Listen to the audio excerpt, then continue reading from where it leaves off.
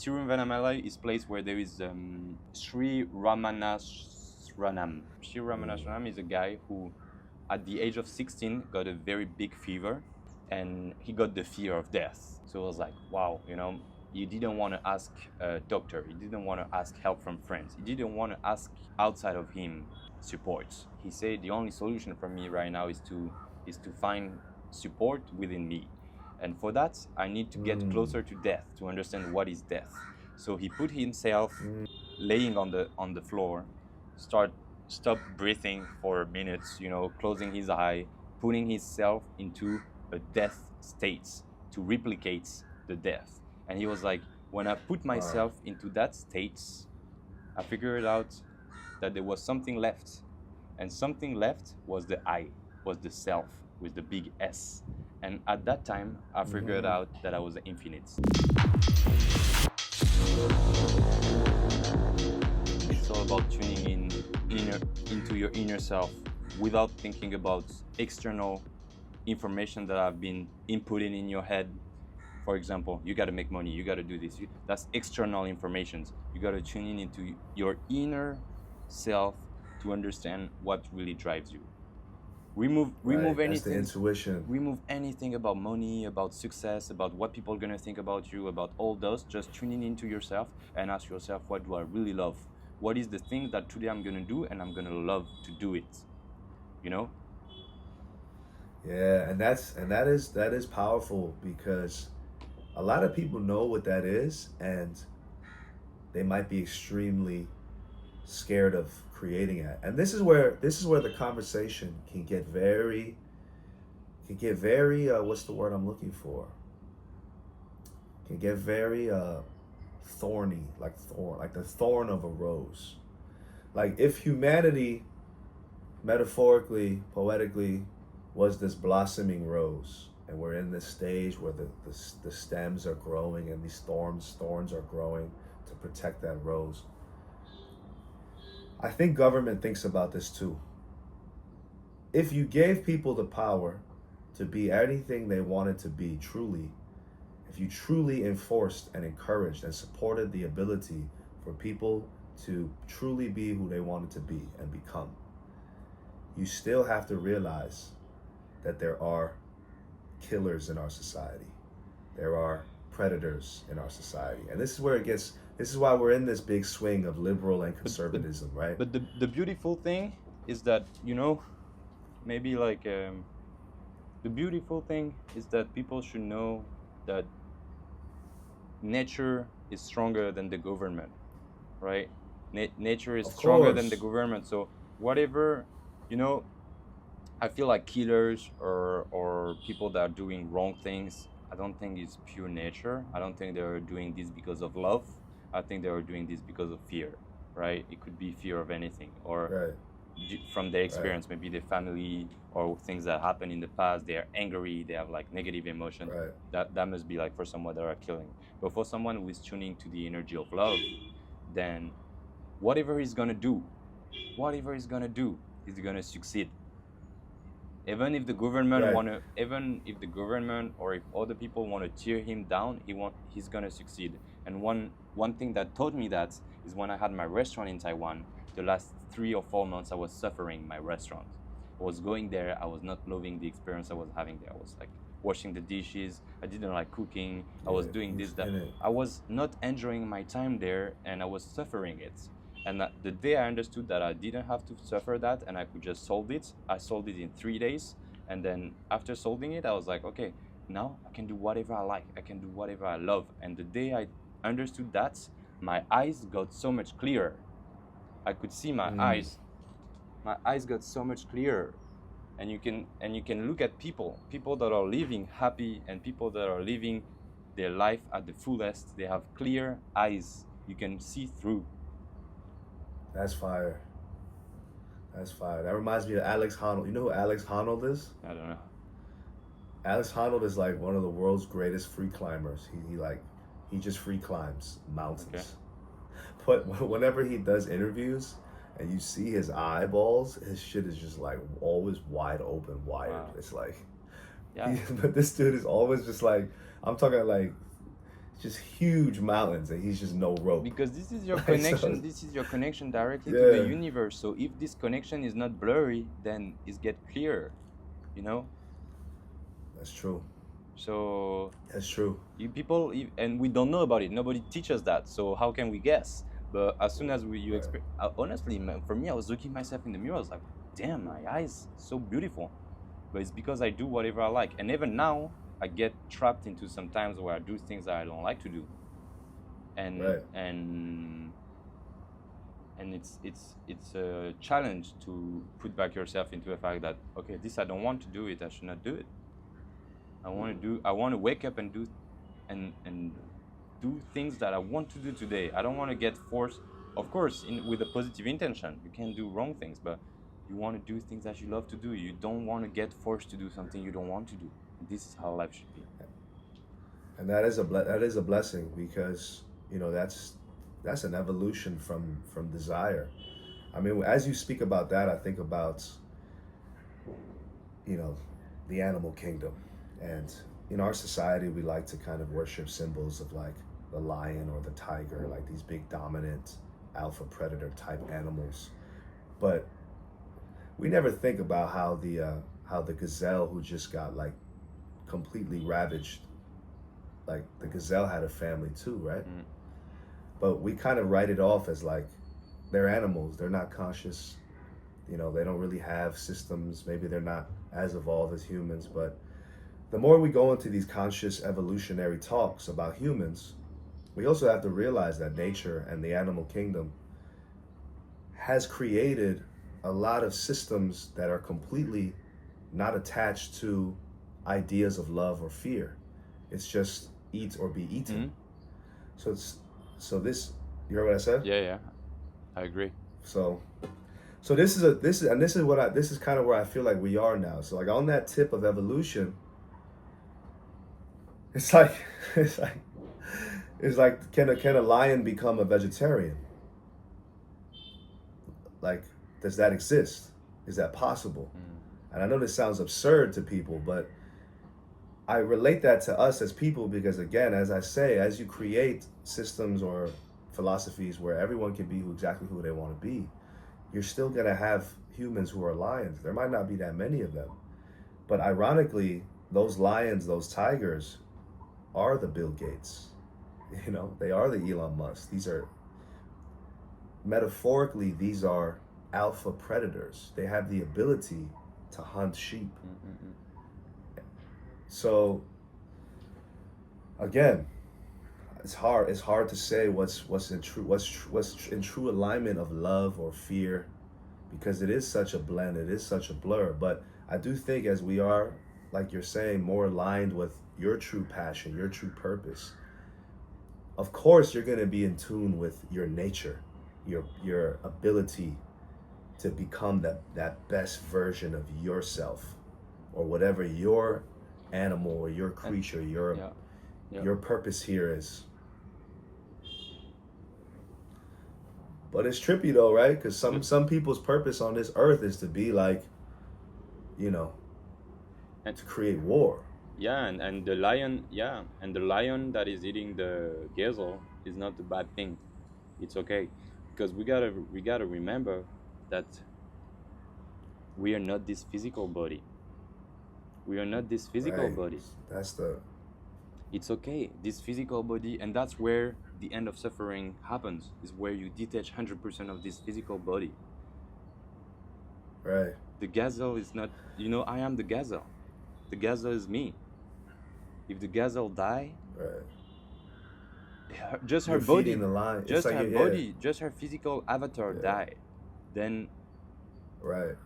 Then it's always here, it's infinite, is always here. So of course on our three-dimensional world, it's like, can be sad or this kind of thing, but because we have been taught that this is the reality, but this is just an illusion. But that's why what you said to the guy was so wise. It was so, I think the more you tap into that kind of energy where you're like, okay, that sounds beautiful. If I do become blind, that's a completely new experience. Exactly. And I gotta embrace it. I meant to go through. Yeah, and so yeah, it's fascinating. It's like a submission. It's just I submit to my role in nature. Exactly, exactly. And in a way, it's similar to the gazelle. That's a very wise, poetic way to say it. Like I'm the gazelle, I'm not the lion. And people could suffer that, Every people could suffer this, but people could also think, imagine how a blind people see the world. How, and I'm fascinated by that. How can they navigate this world without the vision? They must be aware of the sound. The sound must be so much more powerful. The noise, the feeling, the wind, the all the other senses will be pushed forward to help the people navigate the world without this sense. This is fascinating to me. right, you can start today. You can start Just bend it. blindfold Yeah, experiment. yeah, of course. I mean, that's very very kung fu master of you, right? For The sure, blind master, for sure. Zatuichi, the blind swordsman. Yep. So, I mean, yeah, bringing that back to kind of how we started is just being aware of those entities, people, systems, ideologies that that really try to enforce or instill you with a sense of fear is very aligned with some kind of intention that's based on control, limitation, dependency, right? This is like the direct current. This goes back to like our, I think, episode 2 or 3 where we spoke about like direct current, alternate current, like with Nikola Tesla. The crow, are those crows? Yeah, I think there is close here.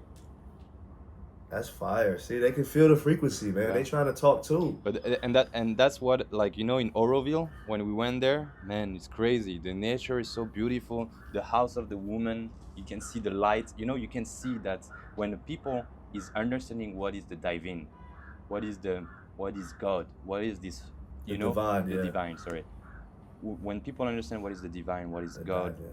I like that though. But you see, even in those happy mistakes, you create new ideas. The dive in. Yeah, exactly. The divine is the dive in. Yeah. You're just diving in. And And even as you speak about like Wait. that moment where you're like, I want, like, if I become blind, so be it. Bring it. That's optimism. To me, that's pure optimism. Optimistic way of looking at life. And it's almost like when you're optimistic, you're optimizing possibilities. You're optimizing it. You're like making it 100%. optimal. Optimal is a very interesting word. Optics. It's like seeing. Opportunity is in the word op. And it can be only optimistic when you know that you're gonna be always here. You're gonna be infinite, always here. It can only be optimistic. And so when we arrive at this woman's house, and she understands the divine and the God, her house was perfect. It was representing purity. It was representing. Dive in. You can see the lights coming through the windows, like making such a pure atmosphere, a pure, and then you hear the birds, and it makes me think directly of Taruba. The birds make a whole symphony. It's the music. You don't need to have a speaker. You don't need to have a phone with a song or everything. The nature creates a natural music, and it was like that. You can see the birds. Wow. Yeah. They're just they're in this harmonious sequence. And have you ever noticed too? I don't know if it's just me. People, if you're listening, comment, let us know. But whenever I visit spiritual temple grounds or like these holy places through my travels, like just recently I was in Hanoi and I discovered this kind of like a hidden temple just in the city. But when you enter the temple area, for some reason the plants grow different in these areas. I don't know if you've noticed that, Armel. Like they grow, they blossom. Of course. They're like they're thriving in these like energetical and it's the vortexes same, of positivity. And it's the same with the dog or with the cat. If the cat is, or if the dog is living in the wrong environment with negativity and fear and scarcity, they're gonna look terrible. But if you give him love, if you make him run, if you make him play, if you let him be what he want to be, see how he's gonna be beautiful. And you can ask Nosif on this one. He showed me in the metro his dog, and the difference when he got the dog, and after he lived like 6 months with him, you can see the difference. It's two different dogs. One is beautiful, Amazing. and one is not so beautiful. And same for me. When I was living in France and suffering my life, I can see the photo, I feel like I'm not so beautiful. And that's why I always say being handsome is a choice. Isn't it? That's it. I like that. Being handsome, being beautiful is a choice. Yeah. I think that's a good place. I think that's a good place to put the cherry on top for this episode 7. But I want to hear more about your thoughts on Oroville and everything. And I have so much things to say, man. You know, also like I visited Oroville looks interesting. I visited another city nearby. It's called Tiruvannamalai, and that's one city that's Tina, episode 21 on Beyond the Hustle. If you haven't checked out Beyond the Hustle, go check out Beyond the Hustle. It's on the same YouTube channel. It's a different podcast, but same energy with Alan Wong as the host. Yeah. So yes, indeed. Tina, episode 21, she sent me a message 2 days ago, yesterday or 2 days ago, I don't know. But she sent me a message. She was like, "Have you been there? Tiruvannamalai, bro. Google Tiruvannamalai. Randomly. Tiruvannamalai. Google it. Like, who goes there? You know." And you're gonna have to send me that link. I don't think I can type that out. Yeah, you can't type it out. No. Send me that link. So she sent me a DM on Instagram. She was like, "Yo, have you been there?" I was like, "That's crazy. You sent me this message. I just spent the whole day there today. I just spent the whole day." Straight. And that's strange. Tiruvannamalai. Intuition development. Exactly. And she's tuned in. So you know, connections happen. And so Tiruvannamalai is a place where there is I think his name is Sri Ramanasranam. Sri Ramanasranam. Sri Ramanasranam is a guy who, at the age of 16, got a very big fever, and he got the fear of death. He got the fear of death with this fever. So it was like, wow, you know, he didn't want to ask a doctor. He didn't want to ask help from friends. He didn't want to ask outside of him support. And he said, the only solution for me right now is to find support within me. And for that, I need to get closer to death, to understand what is death. So he put himself alone, laying on the floor, stop breathing for minutes, you know, closing his eye, putting himself into a death state to replicate the death. And he was like, when I put myself into that state, I figured out that there was something left. And something left was the I, was the self, with the big S. And at that time, I figured out that I was infinite, and then even death could not took me away. And that's what meditation is. If you put yourself into the state of death, then you figure out there is something left. And the thing that is left is you, is I, is the whole, is the divine, is God. That's fascinating. And I think that leads to a topic that we can really talk about in full depth, maybe leading into episode 8, which is, why are we obsessed with existence? Existence is the foundation of philosophy. Why do we exist, and why do we want to exist? And why should we exist? And deeper than that is, why do we individually need to feel like we existed? That we need to feel like we left a trace. And this is like the foundational motivation of art. Why do we put the drawings on the cave? Why did we do that? Why did we feel like we needed to? That's like the first recorded feeling of existence. And I think in any true spiritualistic practice, it's helping people let go of existence. Because in a way, even right now, and I have this thought myself, our realities are held up by all of these like metaphysical kind of reminds me of like ropes, like you know, on the dock with all the boats, and the only reason the boat doesn't float away is because there's a rope attached to the dock, right? For me, metaphorically, all of those boats are like your girlfriend, your relationship with your parents, your job, this podcast, rent, travel. Like there's so many of these boats that we kind of allow our something allows these strings to kind of keep in our kind of gravitational field. True. But of course, the true yogi in India has nothing, has no attachments, right? The true monk has nothing. Yeah. Right? It's just, he doesn't need to exist, nor does he have a desire to be remembered. Exactly. So this is a deep one. And that's where magic happens. That's where people get remembered. That's where people get remembered. And that's what I mean. That's the contradiction. That's where the great contradiction. Jesus Christ, Buddha, you know, they knew and they got remembered forever. Like this guy, Sri Rana, you know, the whole Sri Aurobindo, right. All the cities like loving Sri Aurobindo, the founder of Auroville. Everyone is loving him. That was not his intention. Right. And I think that's a very, my gut tells me that's one of the great cliffs to jump off of. Like that's where you truly fly, is if you truly let go. And it's a very scary thing to truly let go. But yeah, to disappear, to just be love constantly. Whoever you meet is your true love in the moment. Exactly. And then you say goodbye.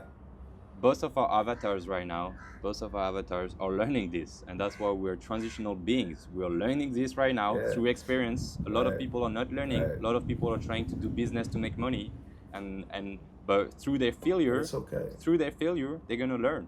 And when the mass gonna learn, when everyone gonna learn that, you know, you and I, we're learning this right now. Tomorrow is gonna be another person. Tomorrow, you know, when the mass gonna learn that, then the world will be so much better.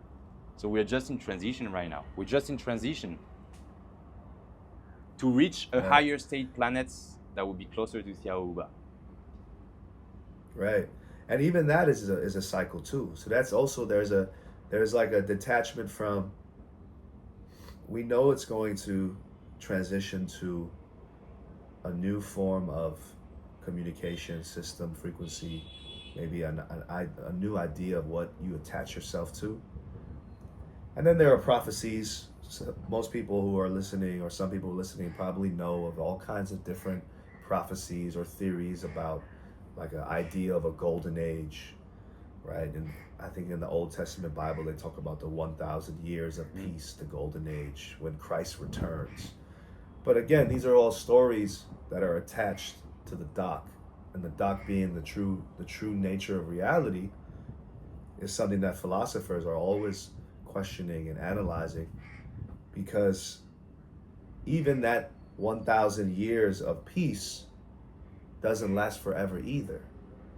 So there, in a way, there is never going to be, when everybody learns, it will be better, it should be better, like it will be better, and then that better becomes worse too. And then it creates another opportunity for a betterment. To grow. Right. So that's always that but it's like avatars like me and you, people like me and you, sometimes we have to be so like committed to, this is where we're going, this is where we're leading, we're headed here. Yeah. But at the same time have to realize, but if we get lost, it's fine. So there's that nature. We gotta embrace the fact to be lost. Yes, you gotta embrace getting lost, and that's the scary part for most people. Most people do not want to go off the path, off the plan. There really is a deep fear. Yeah. Because it is a scary feeling. Down to the feeling of, right now, there's a feeling of security, knowing that you can call your mom, or you can call your dad, or you can call your girlfriend, or you can call your best friend. But we all keep each other connected, right? We kind of keep each other in each other's worlds. But there's that feeling, though. I think deep down, if we don't respond ever again, Yeah. what happens? What happens? Right? This is the idea of, like, you know, people get so obsessed. Oh, he ghosted me. They get so mad. He ghosted me. Yeah. How could he ghost me? Yeah. How could she You try to ghost hold me? it. You try to hold it. You can't. How can this person not want to see me again? But like that's the foundation of death, really. Yeah. Because one day mama's gonna go, dad's gonna go, and it just makes these moments so much more valuable. And the more we can kind of remember that, like, yo, the fact that I can even call you and talk to you right now, that's a blessing. For real. That's a privilege. That's gratitude, right? For real. The fact that I can see my girlfriend today, privilege, blessing, gratitude. Your mom is with you right now, that's blessing, that's privilege, that's gratitude, that's heaven right now. And that's heaven right and, now. and sorry, we keep this one a little bit longer than usual, but it's like That's fine. It's so exciting. We flowing. The You know what I mean? Like in Auroville, I could see a lot of, there is all kind of ages of people, right? All kind of age, all kind of nations, but I could see a lot of That's dope. older people, maybe 85, 90 people. Man, they look young. They work in the coffee shop. Wow. They work in the coffee shop. They serve tea. I gotta visit. They, Can anybody live in Auroville? yeah, you Armel? can go. As I say, Are you gonna live there one day? You think to try for it? now I don't think so. But my mom is like looking on how to get inside. She's like trying to learn, see if the opportunities happens or no. For me, I think There's a process. there's a small process, but it's okay. That's all part of the thing. It's like everyone has can a process. and everyone can live there. That's the whole philosophy of the city. It's like everyone can go and live there. It's wild. It's like not closed. It's wild. And for me, I was discussing this with my mom. I think this city is very inspiring for me. It's very inspiring. It's very beautiful and everything. But I don't think that's the place I should live in right now, because it would be very comfortable for me. But I don't think that would be the most impact that I could do on the world. And I think if I could bring all this philosophy to a city like New York, then, or Los Angeles or Paris, if you can bring all these values, all those there, I think that's where you can really bring a huge impact into the world. And again, that's what Gary Vee is doing. That's what Tony Robbins is doing. That's what, and yeah. And that's kind of what I think we're realizing, myself, you, this project, this journey. We're realizing that we are storytellers. We are how do I say it? We're the messengers. We're messengers of light. And I say that not to be like, oh, I'm a messenger of light. No, it's just kind of like the things you enjoy doing, the things that inspire you, you want to share that with others. Exactly. Naturally. Exactly. Instinctively. Exactly. Instinctively. Because deep down, I think you can relate. I think people listening to this maybe can sense it. But we truly enjoy sharing positive energy. We enjoy that. And if you listen to a story that we tell, or you listen to a podcast that we record or whatnot, and you leave feeling maybe more positive, more optimistic, more hyped, maybe you listen to us and you feel like, oh, these guys are annoying, whatever. But if you feel something that makes you want to look at something different, I feel like that gets me excited, because I'm all about open mind, free thought. And you will always have people thinking, when someone posts a video of the workouts he's doing on Instagram, some people will see, this guy is like, he want to show off his muscle, or he want to show off this and that. But maybe the guy is just thinking, I want to inspire the world to wake up and do some exercise. Yo, as you say that right now, there's like a big viral news going around right now, and it's a very bizarre news. It's bizarre, but it's like this is real. You know, however, I mean, this world is becoming very interesting. It's entertaining, but it's wild. But there's a guy, him and his girlfriend, they're OnlyFans models, right? Whatever. That's what that's what they do. But they created an animal rescue farm. Okay. Right? And this guy saved a squirrel 7 years ago. He rescued a squirrel. The squirrel's name is Peanuts. And it became his best friend for 7 years. Him and the squirrel, he records videos, the squirrel became famous, Wow. right? Just recently, for some reason, somebody filed a complaint or like something. So one of the followers, like a hater, some kind of hater or some shit, was just like, said that he's exploiting the squirrel. So they filed a complaint. His house got raided by New York State, because New York State has a law that doesn't allow you to keep a squirrel as a pet. Bro, they raided his house. They took a squirrel and a raccoon, a pet of his. They killed them. Wow. And it's like big news right now. And this is light and dark. Yo, they killed his squirrel, bro. Like, but it's like it's funny to say it in a way from like a comedic standpoint. It sounds absurd. But from a real humanistic standpoint, pure human consciousness, that was his family. That was his son. That was his best friend. Yep. And then you see the videos of him and like him and his squirrel making videos. Like, bro, that was love. Like that was love. You know, him and his squirrel, that was his love right there. And based on some kind of bureaucratic law in the system, and then plus a hater Who had jealousy and and just reported it, and then it went to the judge, and the judge stamped it, and then resulted in police officers showing up, took the squirrel, killed it. And this is why we're in transition. We're learning from that. We're learning from this. You know, the squirrel. Yeah, it's going crazy. The squirrel purpose. People are going crazy. And the squirrel purpose has been, you know, it might have magnified. It might have been. It's like a saint. The squirrel is a saint. Exactly.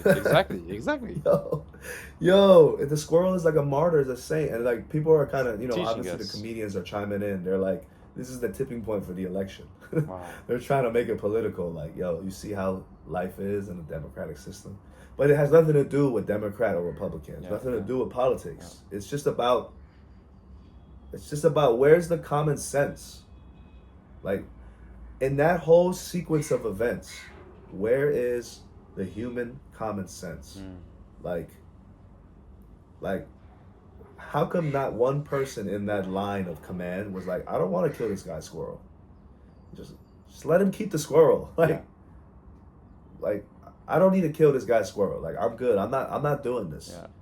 But then someone told him, no, you got to go do it. And then someone told that person, no, you got to go do it. And the judge said, you got to go. Like what? Why? Like, I don't want to touch this guy's. Like, let him be. He's fine. He's good. Oh, that's crazy. So this is where we're at right now, right? People see someone happy, chilling, whatever. They can't let it be. They can't. And this is what I talked to you about nature, right? So there's still. This is the weird part, is that some people's true passion and their true love and enjoyment is to destroy. So that's something we all have to be aware of. And we all have to realize that it exists, that there are animals that exist in this natural world that you can respect and you can understand, but you need to know how to navigate that, right? Like, even someone who deals with venomous snakes knows how to move around the snake. They know the place to like press to calm it. I think the same thing applies to people. And this could be controversial, right? Because people are like, I'm not an animal, you can't control me, I'm a human being. But like, when it comes to haters, I feel like haters could just be like super simple creatures. Right?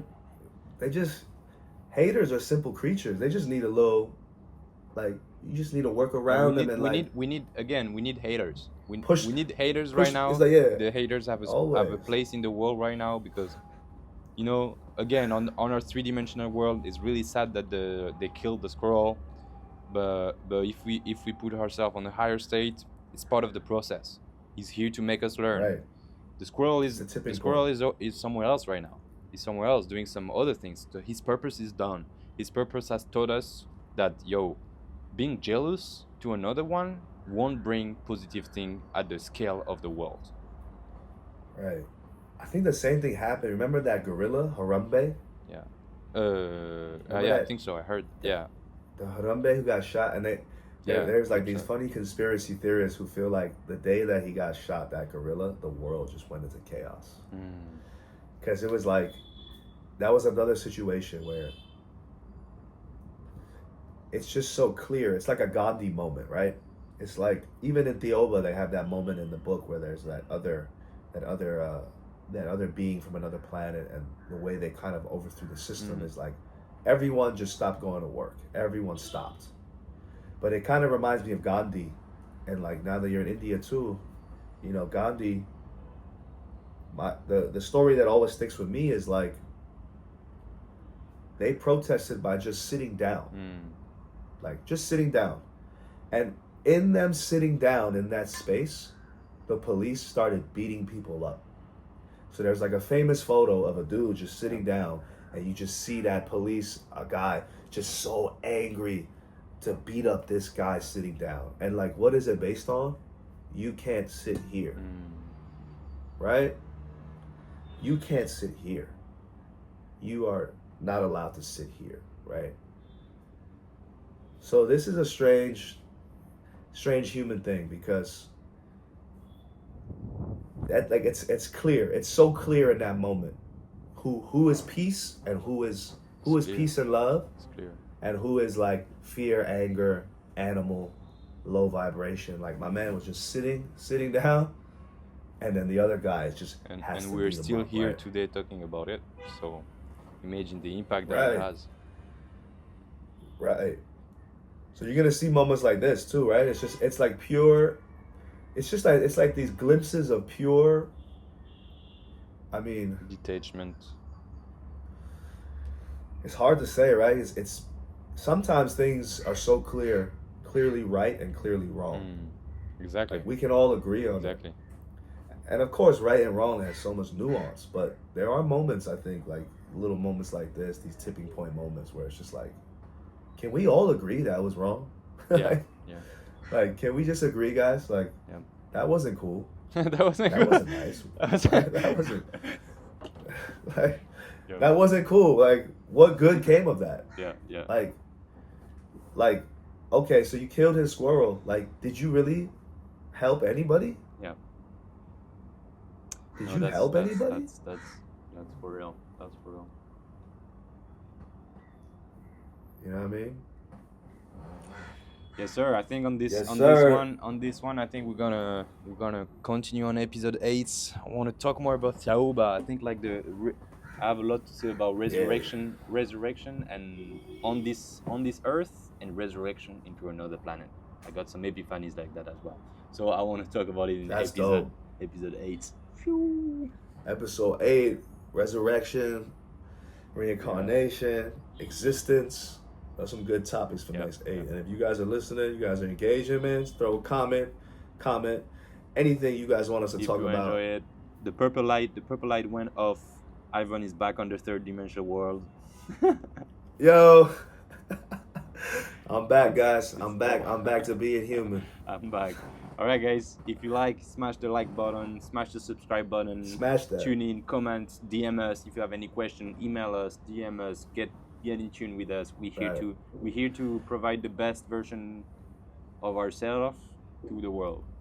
Yeah, reach out to us while we're still here, man. And if you're watching this and the date on this is like and you're like 1,000 years into the future and you're watching this YouTube clip, I mean, what can I say, bro? You're gonna have to time travel back to talk to us. Yes, sir.